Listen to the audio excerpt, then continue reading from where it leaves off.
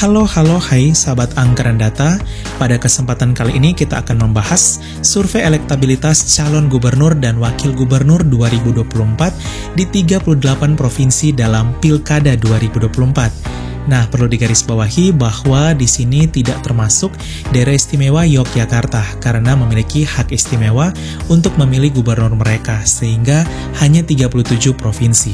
Dan perlu ditegaskan bahwa survei elektabilitas ini merupakan survei yang dilakukan sebelum pemungutan suara berlangsung pada tanggal 27 November 2024. Dan inilah survei elektabilitas calon gubernur dan wakil gubernur 2024. Dan tentunya survei elektabilitas ini berbeda dengan quick count atau hitung cepat yang sudah dilakukan saat pemungutan suara telah dilakukan. Nah, kita mulai dari Provinsi Aceh. Di sini ada dua pasangan calon di Provinsi Aceh, yaitu Bustami Hamzah dan Fadli Rahmi, lalu kemudian Muzanir Manaf dan Fadlullah. Dari elektabilitas yang dilaksanakan atau dilakukan oleh LSI November 2024, pasangan calon nomor urut 1 berhasil unggul 43,9% suara dan paslon 2 28,2% suara dengan suara masuk 100%. Dan tentunya survei elektabilitas ini bisa berpotensi benar adanya jika angka-angka yang ada tentunya berkaitan erat dengan realitas-realitas yang ada.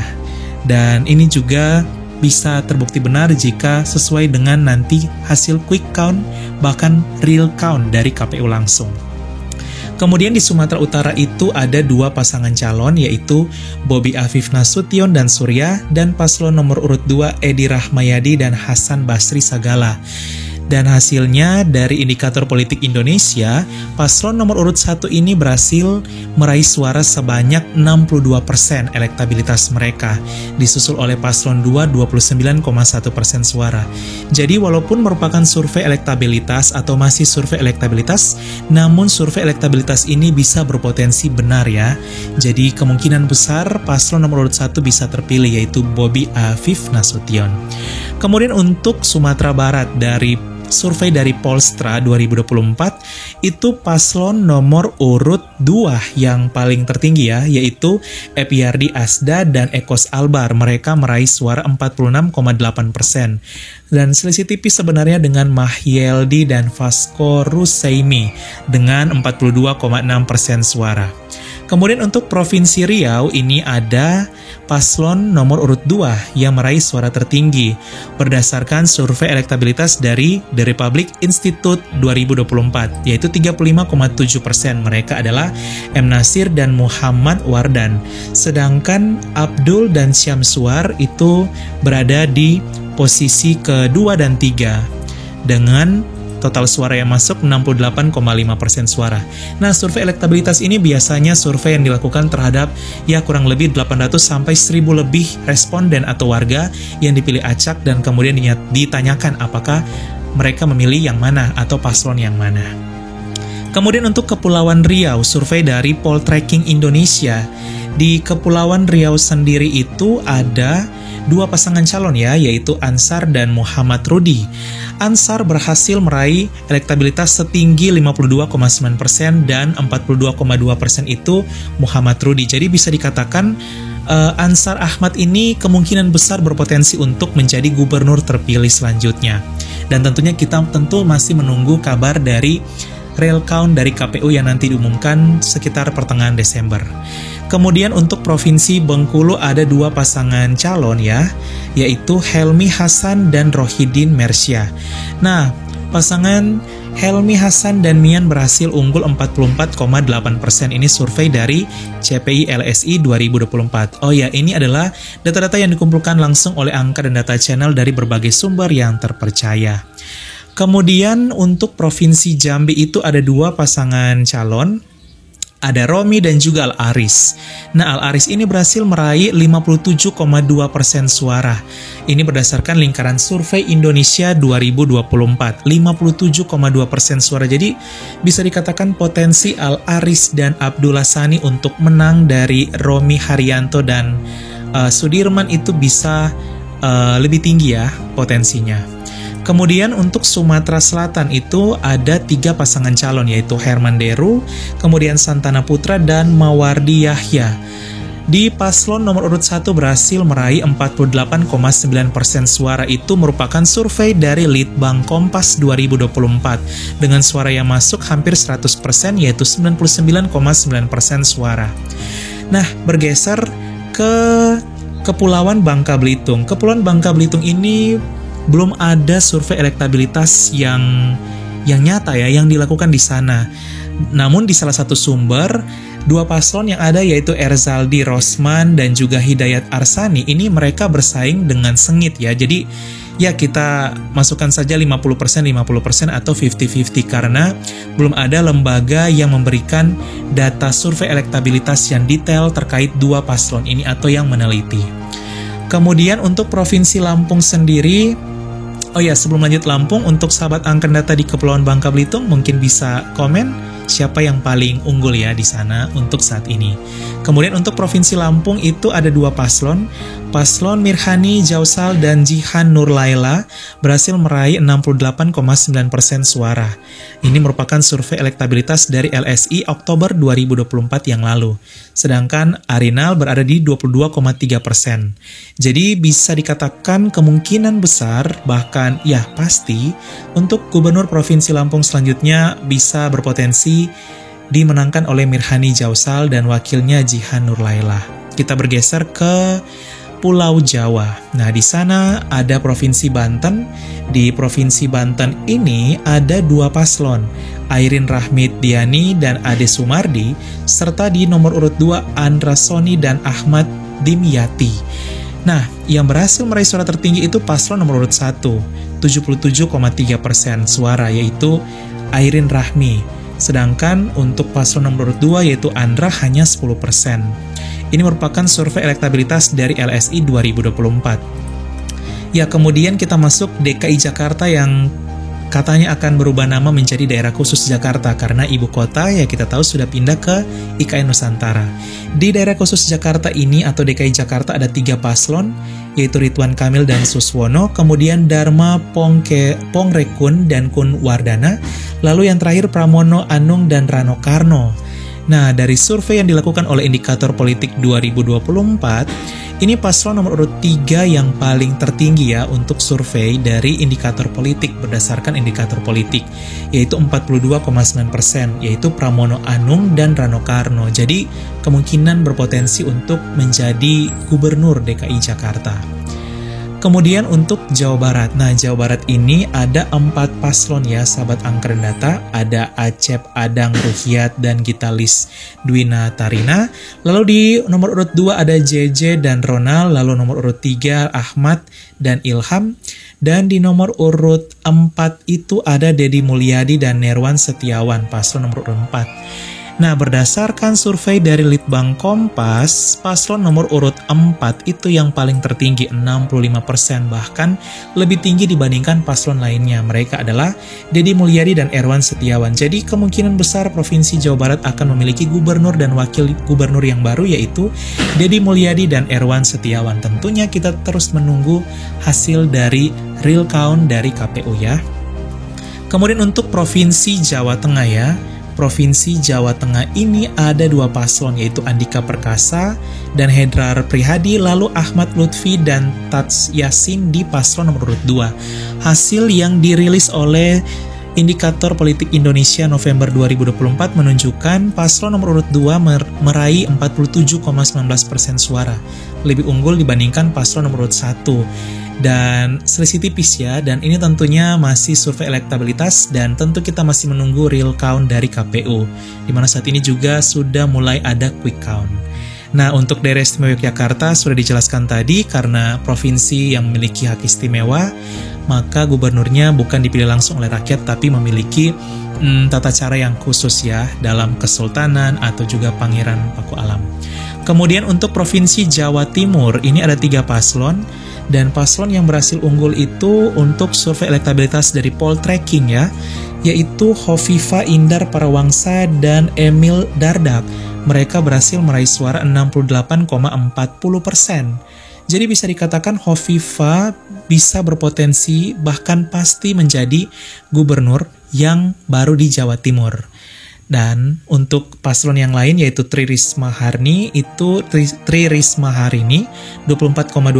dan Luluk Nur Hamidah itu 3,8%.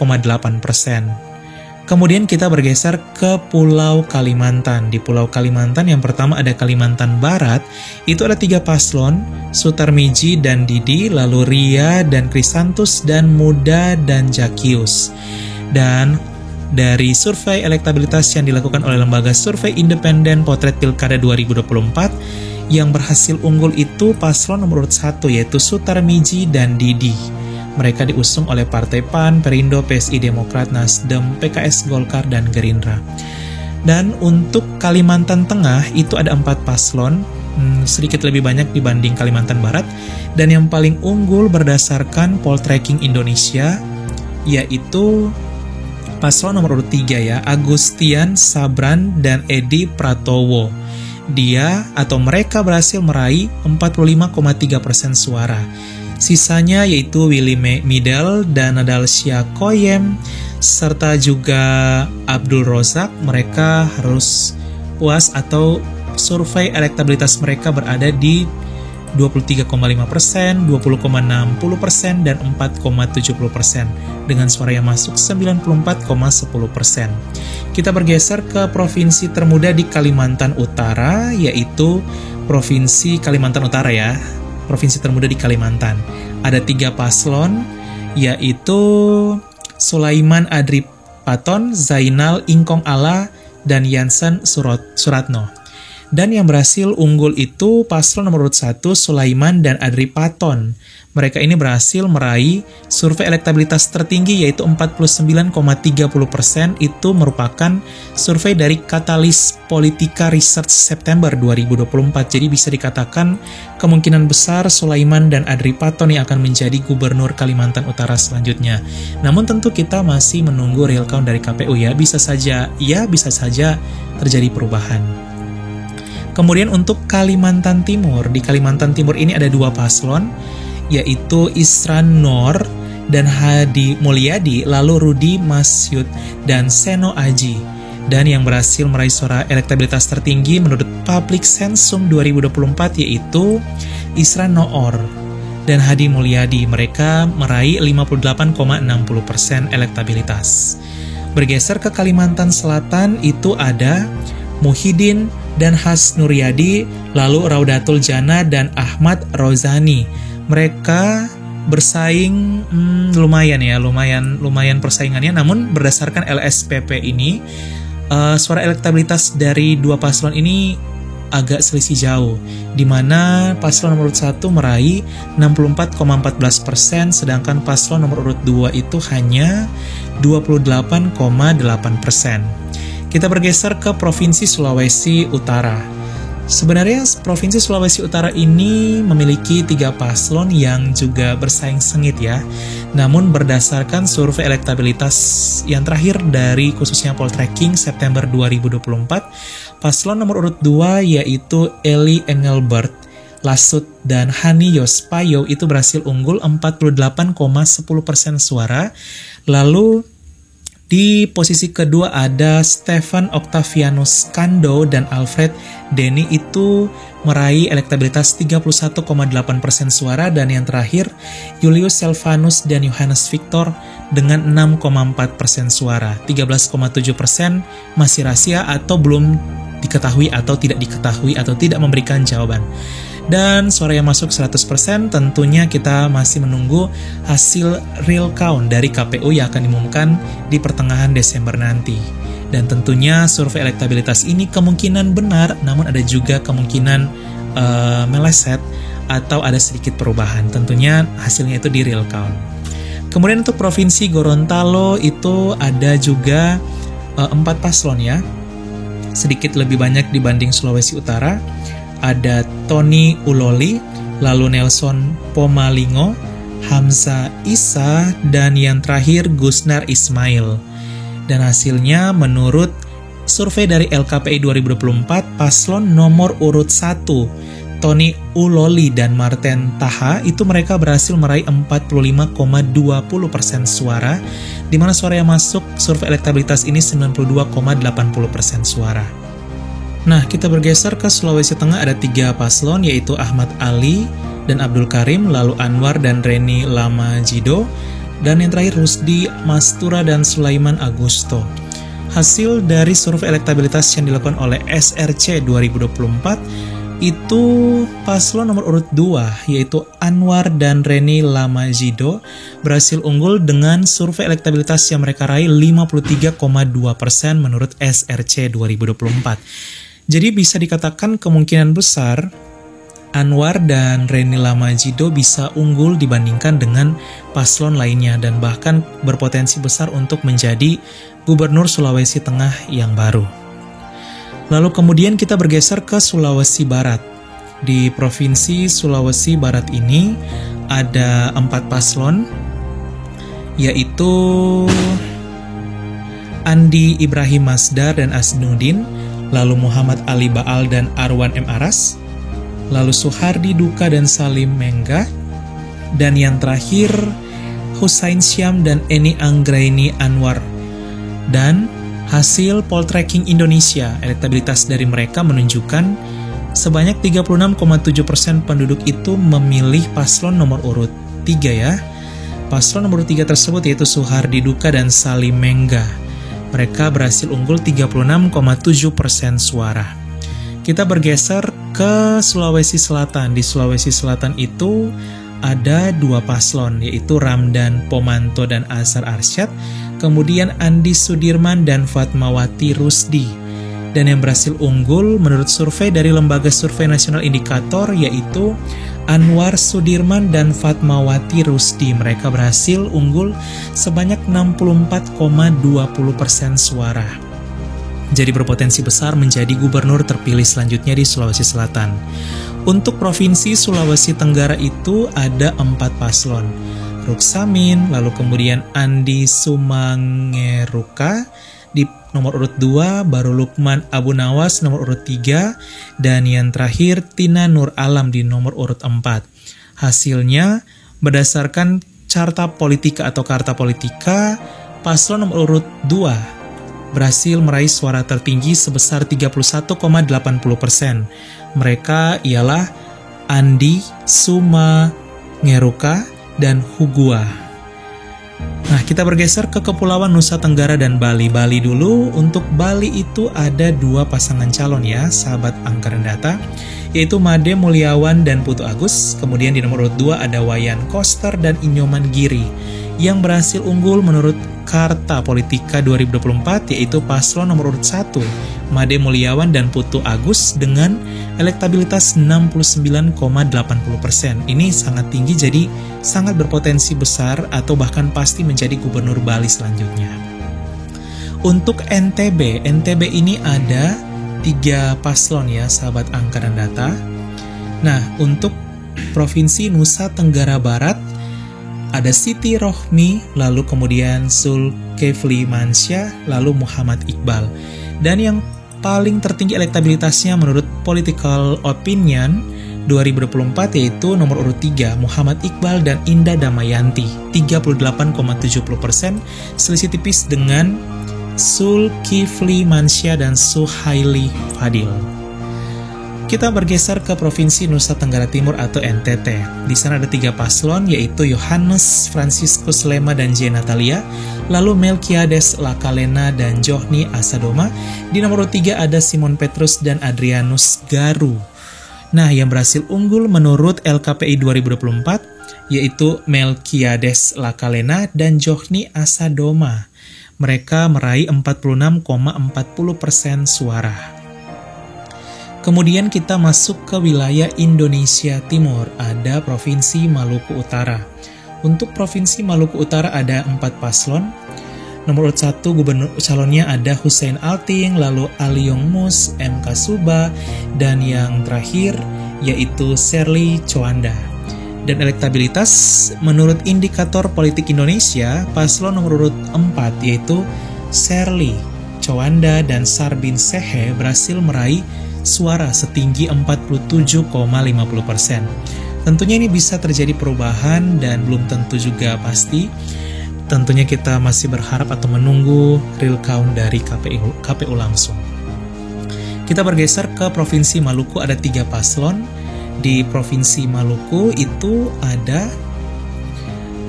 Jeffrey Rahawarin dan Mukti Keliobas, lalu Murad Ismail dan Michael Watimena, dan yang terakhir Hendrik Lewiresrisa dan Abdullah Fanat. Dan yang berhasil unggul yaitu Hendrik Lewerisa dan Abdullah Fanat, mereka meraih 37,10% suara. Ini berdasarkan Pusat Studi Demokrasi dan HAM 2024, survei elektabilitas dari mereka. Ya, kita tiba di pulau yang terakhir yaitu Papua. Untuk provinsi yang paling termuda di Indonesia, Papua Barat Daya, ini ada 5 pasangan calon gubernur dan wakil gubernur, dan bisa dikatakan yang paling banyak di antara provinsi yang lainnya. Ada Abdul Faris dan Petrus Kasihiu, Gabriel Asem dan Lukman Wogaje, Elisa Kambus dan Ahmad Nausraus, lalu kemudian Yopi Onesimus Wayangkau dan Ibrahim Wogaje, dan yang terakhir Bernard Sagrim dan Sirajuddin Bau. Yang paling unggul dari 5 paslon ini ialah paslon nomor urut 5, yaitu Bernard Sagrim dan Sirajuddin Bau. Mereka meraih 30,20% suara menurut paradigma riset Nusantara 2024. Kemudian kita masuk ke Provinsi Papua Barat. Nah, ini yang unik. Di Provinsi Papua Barat ini hanya 1 calon ya.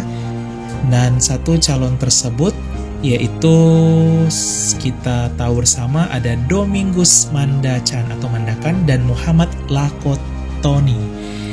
Mereka sebenarnya karena hanya 1 paslon, mereka harus berhasil meraih suara 50% ke atas ya. Namun berdasarkan dari tim relawan Domino Fakfak 2024, mereka menargetkan meraih bahkan 80% suara sehingga Domingus Mandakan bisa menjadi gubernur Papua Barat yang baru. Kemudian untuk Provinsi Papua Tengah ada 4 calon ya. Keempat calon tersebut ialah Wimpi Wetimpo, lalu Natalis Tabuni, Meki Nawipa, dan yang terakhir ialah Willem Wandik. Dari 4 paslon ini, pasangan nomor urut 4 Willem Wandik dan Aloysius Giai berhasil meraih 65,60% suara. Ini berdasarkan survei elektabilitas dari Direktur Eksekutif Citra National Network 2024. Lalu kemudian Provinsi Papua. Untuk Provinsi Papua ini ada 2 paslon ya. 2 paslon tersebut Ben Hur Tommy, lalu kemudian Matius Fakiri. Namun survei yang paling terakhir itu ialah Juli berdasarkan panel survei Indonesia. Hasilnya pasangan Ben Hur Tommy Mano dan Yermias Bisai lebih unggul ya dibandingkan dengan yang lainnya. Tentunya kita masih menunggu real count dari KPU dengan suara yang masuk hanya 30% saja. Untuk Papua Pegunungan ada 2 calon, yaitu John Tabo dan Ones Pahabol, lalu Beva Yegibalom dan Nathan Pahabol. Namun, belum ada lembaga survei yang meneliti siapa yang paling unggul survei elektabilitasnya. Sehingga kita beri saja 50% karena keduanya bersaing ketat antara Partai Nasdem dan juga Partai Demokrat. Dan yang terakhir untuk Papua Selatan ini ada 4 paslon ya. Darius, Nikolaus, Romanus, dan yang terakhir ialah Apollo. Namun survei yang paling terakhir, Lingkar Survei Indonesia, Apollo yang tertinggi 26,30%. Ya, sahabat anggaran data, itulah dia survei elektabilitas calon gubernur dan wakil gubernur 2024 di 38 provinsi. Tentunya kita masih menunggu real count dari KPU di pertengahan Desember, dan siapapun gubernur dan wakil gubernur yang terpilih, tentunya kita berharap dapat memberikan yang terbaik untuk memajukan seluruh provinsi di tanah air. Dan semoga Pilkada 2024 ini berjalan dengan baik sampai pada pengumuman dan berjalan dengan kondusif juga. Sekian dan terima kasih, dan semoga informasi ini bermanfaat. Halo, hai.